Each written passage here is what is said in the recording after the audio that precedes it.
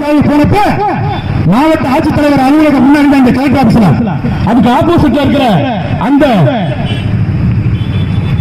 போக்குவரத்து கழக அந்த அலுவலகத்தில் தான் இன்றைய நிறைவு எல்லாமே கரெக்டா இருக்குங்க. என்னுடைய உயரம், என்னுடைய படிப்பு நினைத்து தாயின் கனவை மறக்கலாமா?